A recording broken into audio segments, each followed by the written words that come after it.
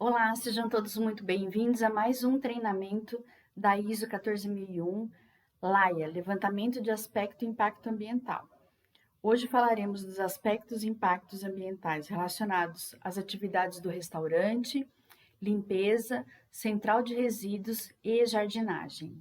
Reforçando nossa política do sistema de gestão integrado, onde o nosso compromisso é proteger o meio ambiente com o uso sustentável de recursos, a prevenção da poluição e outras práticas ambientais. Para a gente proteger o meio ambiente, nós precisamos saber primeiro quais são os impactos que podemos causar no meio através das nossas atividades produtivas. Na norma ISO 14001, nós temos a definição de aspectos ambientais. Aspecto ambiental é um elemento das atividades, produtos ou serviços de uma organização que interage ou pode interagir com o meio ambiente. Então, tudo que a gente faz que pode interagir com o meio ambiente é considerado um aspecto ambiental. O impacto ambiental é a modificação no meio ambiente, tanto adversa como benéfica, total ou parcial, resultante dos aspectos ambientais de uma organização. Então, o primeiro passo para a certificação ISO 14001 é entender e mapear todos os aspectos e impactos ambientais de todos os processos da Cerbras. Detalhando um pouquinho mais, para a gente entender o conceito de aspecto e impacto ambiental, é tudo aquilo que é consumido ou gerado pela empresa, ou seja, ela é a causa de um possível impacto ambiental, de um possível dano ambiental, de uma possível alteração no meio ambiente.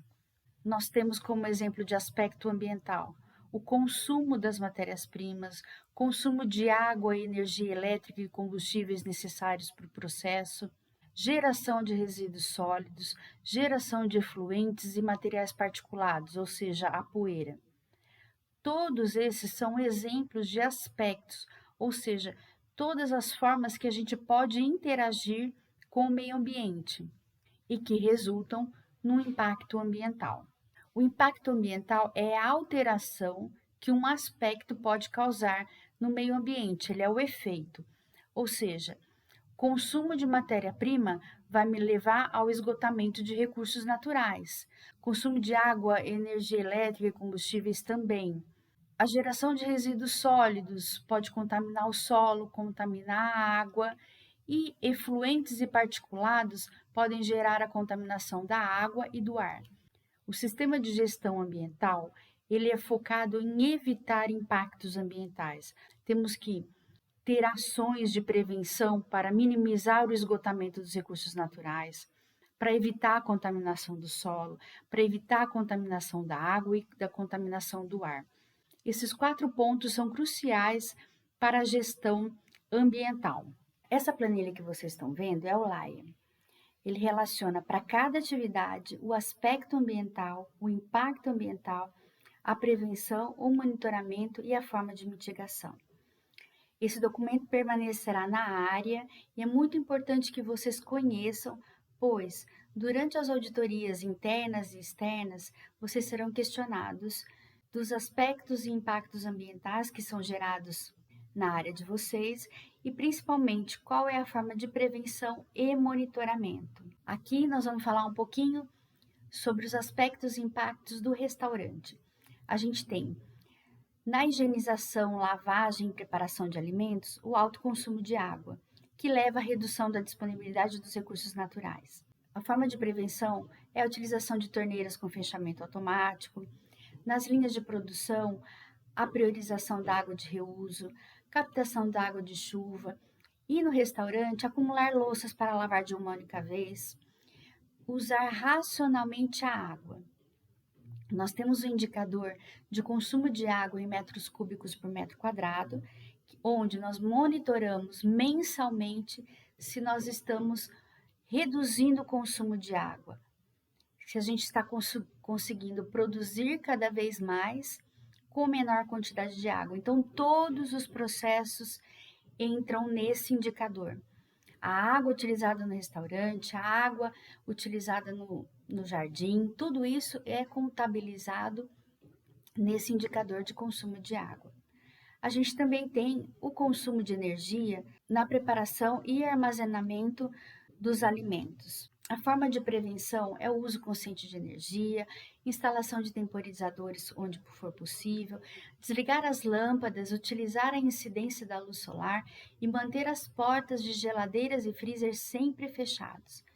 Nós iremos monitorar o consumo de energia elétrica em kWh por metro quadrado produzido. Na preparação dos alimentos, a gente tem o consumo de gás natural, cujo impacto é a redução da disponibilidade dos recursos. A prevenção é o controle da utilização desse recurso, otimizando o tempo de cocção. Pensar em receitas que utilizem menor consumo de gás, pensar em cozinhar várias coisas ao mesmo tempo, para que a gente tenha aí a otimização do gás natural na preparação de alimentos.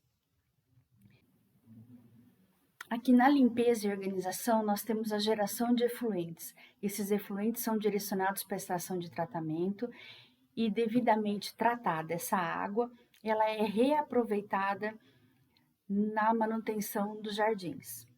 No processo de cozimento de alimentos, a gente tem a geração de óleo de fritura, que, se descartado incorretamente, ele pode alterar a qualidade da água e do solo. E esse óleo, a quantidade que ele gerada, que é mínima, mesmo assim ele deve ser separado e identificado para a destinação correta. E nós monitoraremos isso através dos certificados de destinação. Também na limpeza da coifa é gerado um resíduo que pode contaminar a água e o solo. Também deverá ser separado, identificado para a destinação correta e a evidência, o monitoramento através do certificado de limpeza e destinação deste resíduo de coifa. Temos aqui na atividade de preparar e servir alimentos, bem como o recolhimento das sobras, a geração de resíduo orgânico, cujo impacto é o esgotamento dos aterros. A forma de prevenção é a prática da coleta seletiva, descarte em coletor de orgânicos e envio para compostagem. Dessa forma, esse material que poderia ir para um aterro, ele é reaproveitado para adubo nos jardins.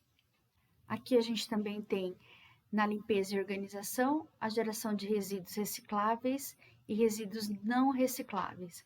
Ambos causam impacto de esgotamento de aterros e a melhor forma de prevenção é a prática da coleta seletiva. Se separarmos os resíduos recicláveis, eles se tornam matéria-prima para outros processos e contribui para o nosso indicador de percentual de resíduos recicláveis. Dessa forma, somente os resíduos não recicláveis que irão para o aterro. Se a gente conseguir separar tudo isso, melhor será o aproveitamento dos resíduos recicláveis. Também temos o risco de incêndio e explosão, cujo impacto são danos materiais e alteração da qualidade da água, do ar e do solo, e a forma de prevenção são as manutenções preventivas da parte elétrica, a brigada agindo de forma preventiva e no seu monitoramento, realizando as inspeções e os relatórios de irregularidades. Numa situação de emergência, nós temos como forma de mitigação a atuação do plano de ação e emergência. Nesse plano, nós temos descrita toda a atuação da brigada de incêndio de forma a mitigar, conter e minimizar toda e qualquer situação de incêndio ou explosão. Na limpeza e organização, nós temos o uso de produtos de limpeza, cujo impacto é a alteração da qualidade da água e do solo. A melhor forma de minimizar esse impacto é diluir os produtos para a redução do seu uso. Nós iremos monitorar o consumo através do controle de estoque. Da mesma forma que o efluente gerado, ele é direcionado para a ETE e devidamente tratado. Aqui no processo de limpeza da fábrica, nós temos várias atividades, aspectos e impactos, mas os mais significativos são consumo de água, consumo de produto químico utilizado na umidificação da raspa para varrição e uso de produto de limpeza destinado para a limpeza dos banheiros, vestiários e uso das instalações. Esses são os mais significativos pelo volume e pela recorrência. Dentre todos os outros, esses são os que mais chamam a atenção no processo de limpeza. Nós temos aqui, para minimizar o consumo de água, cujo impacto é a redução da disponibilidade de recursos naturais, ao manter as torneiras sempre fechadas, na fábrica priorizar a água de reuso, a captação da água de chuva, mas na limpeza como um todo, evitar as torneiras abertas, evitar mangueiras abertas, evitar o desperdício. Todo o consumo de água ele é monitorado através do indicador de consumo de água em metros cúbicos por metro quadrado. No processo de varrição, a gente tem a geração e descarte de resíduos de varrição, que são enviados para aterro, então eles podem esgotar os aterros. O importante é que a gente gere menos resíduos de varrição, que a gente consiga manter a fábrica cada vez mais limpa. Fábrica limpa gera menos resíduo. De qualquer forma, o resíduo gerado através da prática da coleta seletiva, ele é segregado como resíduo de varrição e é enviado para aterro, controlado através do manifesto de transporte. Temos também o consumo de energia, comum em todas as outras áreas, cuja forma de prevenção é o uso consciente da energia elétrica. Não deixar luzes acesas em áreas, em ambientes que não estão sendo utilizados, não manter equipamentos em funcionamento sem necessidade. Então, todas essas práticas diárias vão nos ajudar a reduzir o consumo de energia elétrica. O produto químico utilizado na varrição. Esse produto químico deve ser utilizado na quantidade especificada, não ser utilizado a mais, manter a FISPIC disponível na área e nós iremos controlar e monitorar o estoque desses produtos químicos. No processo de varrição da área externa, a gente pode ter a emissão de particulados, a poeira gerada na varrição. Isso altera a qualidade do ar e, quando necessário, nós iremos umectar as vias para diminuir esse pó gerado. Na limpeza dos banheiros, são gerados efluentes de limpeza e os efluentes das descargas. Os efluentes das descargas são direcionados para a ETE sanitária, assim como os demais efluentes, para que possamos tratar todo esse efluente sanitário de forma adequada para que a água limpa seja reutilizada nos jardins. Temos também a geração de resíduos não recicláveis, que são separados nos coletores corretos para destinação para aterro. Podemos encontrar também a geração de descarte de óleo e graxa no processo de varrição. A gente encontrar ali uma área contaminada, uma área com algum vazamento, esse resíduo tem que ser descartado como material contaminado no coletor adequado.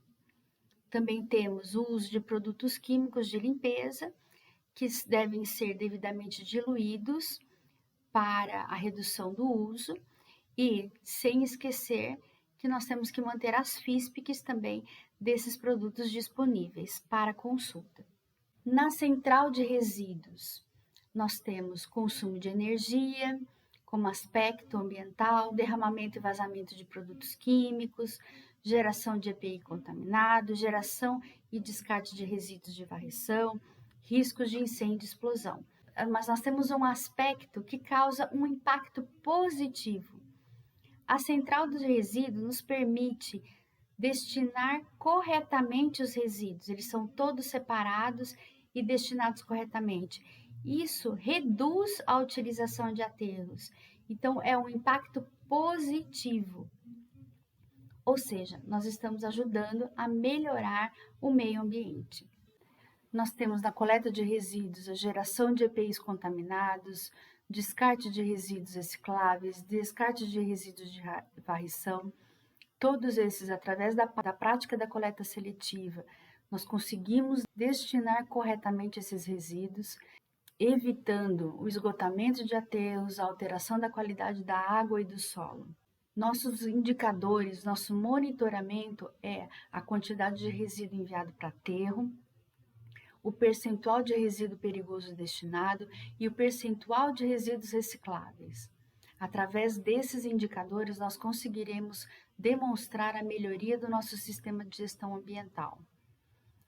Nós temos também, na atividade de armazenamento de resíduos perigosos, o aspecto de vazamento e derramamento de produtos químicos, que podem gerar alteração da qualidade da água e do solo. O importante é que a gente mantenha esses resíduos perigosos em contenção, com destinação para uma caixa separadora, para uma caixa coletora, para que esses resíduos não caiam na rede pluvial. E todo e qualquer acidente deve ser relatado no RAIA, no Relatório de Acidente e Incidente Ambiental. Nós temos também um plano de ação e emergência, que é o PST 003, no qual instrui todos os brigadistas da forma correta de conter uma situação de emergência. Também temos como situação de emergência o risco de incêndio e explosão, que pode causar danos materiais, alteração da qualidade da água e do solo. Como forma de prevenção, a manutenção preventiva das redes elétricas, a brigada agindo sempre de forma preventiva, o monitoramento através dos relatórios de regularidade e vistorias e inspeções nas áreas, de forma a evitar qualquer situação de incêndio e explosão. Aqui, só ilustrando um pouquinho os aspectos que nós falamos anteriormente do restaurante, o aspecto de geração de óleo de fritura, que pode causar impacto de contaminação da água, e a forma de prevenção é ir armazenando esse óleo num coletor identificado para que nós possamos direcioná-lo para um devido tratamento, para uma devida utilização, sem descartá-lo no meio ambiente. O aspecto que nós falamos bastante significativo, que é a geração de resíduo orgânico, que pode impactar o solo, e a melhor forma de prevenção é o não desperdício. A gente tem que conscientizar as pessoas para minimizar a geração de resíduo orgânico, colocar no prato somente aquilo que nós vamos conseguir comer, não pegar a mais, porque tudo que for a mais, ele é desperdício. Como já falamos também, o consumo de água, cujo impacto é a ausência desse recurso, e a melhor forma de prevenção é o consumo consciente, utilizar somente o necessário para a lavagem das verduras, dos alimentos, para a limpeza das áreas. Geração de resíduos recicláveis, que podem causar aí o esgotamento dos aterros se não forem separados corretamente. Se forem separados, eles viram matéria-prima e não viram lixo. O aspecto de utilização de produtos químicos, que podem aí gerar efluentes que vão contaminar as águas, e a melhor forma de prevenção, usar a quantidade mínima necessária, utilizar produtos biodegradáveis, de forma a não agredir a natureza. Vamos falar um pouquinho agora sobre os aspectos e impactos ambientais da área de jardinagem. No funcionamento dos equipamentos, a gente tem o consumo de energia, que é a forma de prevenção, usar conscientemente a energia elétrica, evitar lâmpadas acesas sem necessidade. No uso da roçadeira, a gente tem a emissão de ruído que pode causar a perturbação e o desconforto da comunidade. Pensando nos nossos funcionários, a gente tem o uso de EPIs, e pensando na comunidade, a medição de ruído. No uso da roçadeira, a gente tem o consumo de combustível, que é a gasolina, que pode reduzir a disponibilidade dos recursos naturais, mas a nossa principal preocupação é no manuseio e armazenamento correto dessa gasolina. Deve estar em recipiente adequado para transporte e prevenção de incêndio e explosão. O monitoramento é a verificação visual do armazenamento, transporte e uso do combustível. Também podemos ter riscos de incêndio e explosão, como eu falei, pelo próprio consumo e utilização e armazenamento dessa gasolina. Então, nós temos que manter em recipiente adequado. A brigada tem que fiscalizar para ver se isso tudo está correto, através dos relatórios de irregularidades e as inspeções que são realizadas. Na atividade de poda, a gente tem a geração de resíduo de ajardinamento, cujo impacto é o esgotamento dos aterros se nós não destinarmos corretamente, e a prevenção é a prática da coleta seletiva. Todo esse material será separado e enviado para compostagem. Dessa forma, a gente pode reaproveitar esse material na própria manutenção dos jardins. Também na poda, a gente tem o contato com animais silvestres, cujo impacto é o comprometimento da flora. A melhor forma de prevenção é não capturar os animais, avisar a área de meio ambiente para tomar as devidas ações. A gente pode se deparar com uma cobra, por exemplo. Não capture, não entre em contato, a gente não pode alterar o meio. A gente tem que fazer com que esse animal volte para o meio sem nenhuma intervenção, sem nenhum contato com a gente. Na limpeza, a gente tem a geração de resíduos recicláveis e resíduos não recicláveis. Todos esses resíduos, se não forem separados corretamente, podem ir para o meio ambiente esgotando os aterros. Então, a prática da coleta seletiva é o melhor caminho para que a gente possa destinar corretamente os resíduos. Nós temos indicador de percentual de resíduos recicláveis e indicador de resíduo enviado para aterro, como forma de monitoramento do nosso sistema de gestão ambiental. Na irrigação, a gente tem um impacto positivo, porque a gente reutiliza a água do sistema de tratamento de efluente para a irrigação. Então, todo o sistema de tratamento e reuso na irrigação do jardim é proveniente da estação de tratamento de efluente. Aqui, como exemplo, os resíduos de poda, que também, se não forem descartados corretamente, eles podem causar aí um impacto no meio. A melhor forma de prevenção é descartar como orgânico, que ele vai ser tratado na compostagem. Gostaria de agradecer a todos vocês pela participação em mais esse treinamento, no qual nós falamos sobre os aspectos e impactos ambientais de cada uma das áreas, para que vocês possam, além de entender, atuar de forma preventiva para que a gente evite impactos ambientais. Muito obrigada e até a próxima.